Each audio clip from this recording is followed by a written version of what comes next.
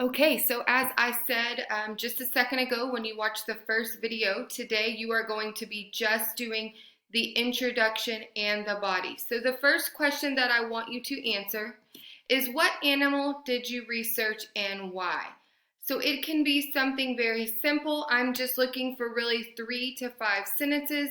And here I have an example. Again, you are welcome to use this example to get started, to kind of help you wake up your brain. We haven't wrote a research project yet, and it's been several weeks since we've done a complete writing sample. So you can use this to help you get started. So again, what animal did you research and why? I told you in the previous video that I used Chloe's example, and Chloe used monkeys, or she chose monkeys. So here is kind of an example of how you can get started to answer this question. I research monkeys. I have always thought monkeys were interesting and kind of funny. I have seen them at the zoo and on TV, but didn't know much about them. Since I did not know much about monkeys, I decided to learn more.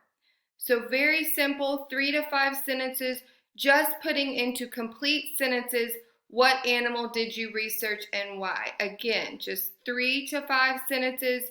Basically, you're telling me what animal you chose and a little bit about why you picked it, but you're using complete sentences, not a list. And you're just writing this on notebook paper, whatever you have right now to help you get this on paper. Remember, starting at the top, going left from right, capital letters, nice, neat finger spacing, and ending punctuation. The second part, and you can pause your video if you want to take about 10 minutes to go ahead and answer this, or you can keep going and watch the next part and then get started. The second part is going to be to describe your animal. So at least at least 5 sentences telling me about some of the physical traits. So again, I use Chloe's example of monkeys, and I just have monkeys can be many colors, but most monkeys are a dark shade. I think this could help them hide in their environment. Many monkeys also have a red nose. Some monkeys do not get very big, while others grow to be large. So again, you're not going back and researching or finding this information. You are using the research paper form that you worked to fill out last week, because that was the main thing I asked you to do last week during your reading time or your ELA time. So you're not going back and redoing research. You are just using the facts and the information that you were able to get down on that paper. And if you don't have enough, then you're just going to use what you have, and that's fine. I'm mainly looking at how you put this information into complete sentences and using it in writing. So today you're just going to spend about 20 minutes going through and doing these 2 sections.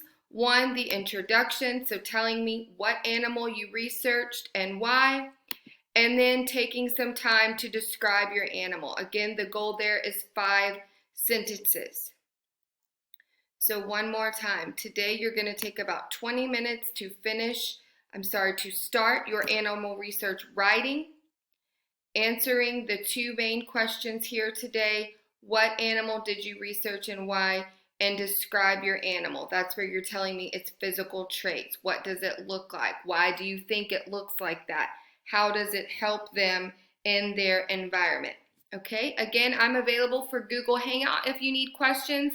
FaceTime, you can email me. Moms both have my phone numbers, so you can text me. So I am here today to help you get started if you need help. That is what I'm here for, and I hope to see you guys later in the week. Sign up for a Google Hangout. Have fun!